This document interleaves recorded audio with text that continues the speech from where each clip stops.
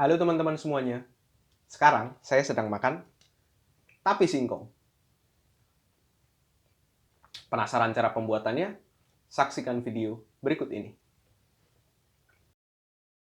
Pertama-tama, apa itu tape?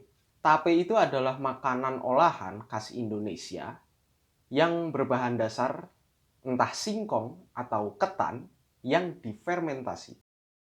Bagaimana cara pembuatannya? Yang pertama, potong dan kupas singkong. Dalam memotong dan mengupas singkong diperlukan teknik yang sangat tinggi.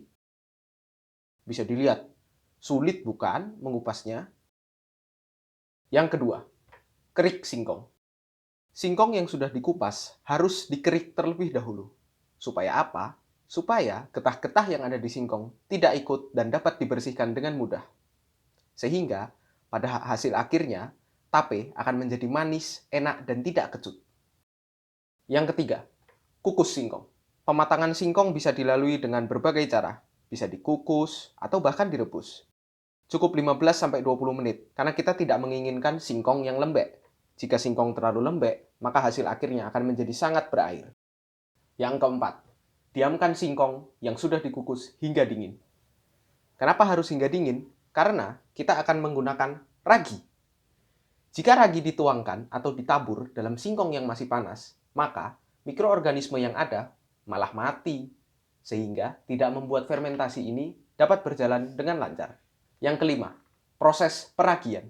Proses peragian ini cukup simpel, yaitu memberi ragi kepada singkong yang sudah didinginkan. Jujur, dari proses peragian ini, saya mengalami kegagalan pada awalnya. Kenapa? Karena saya salah menggunakan ragi.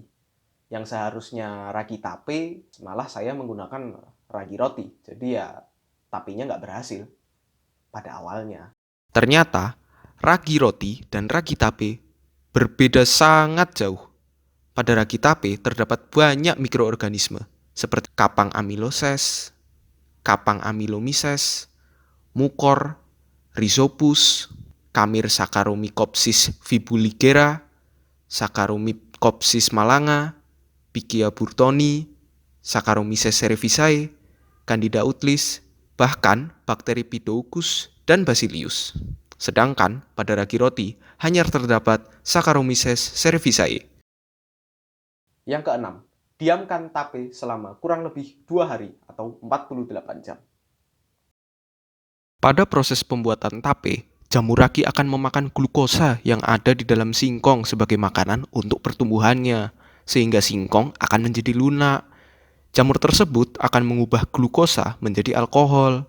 Dalam pembuatan tape, ragi Saccharomyces cerevisiae mengeluarkan enzim yang dapat memecah karbohidrat pada singkong menjadi gula yang lebih sederhana. Makanya rasa pada tape sangat manis karena terdapat gula yang sederhana. Reaksi dalam fermentasi singkong menjadi tape adalah glukosa C6H12O6 yang merupakan gula paling sederhana. Melalui fermentasi akan menghasilkan etanol atau C2H5OH. Karena proses fermentasi merupakan salah satu bentuk respirasi anaerob, usahakan jangan ada udara yang masuk dengan menutup rapat. Karena jika ada udara yang masuk, proses fermentasi tidak akan berlangsung dengan maksimal. Yang ketujuh, tape siap disantap.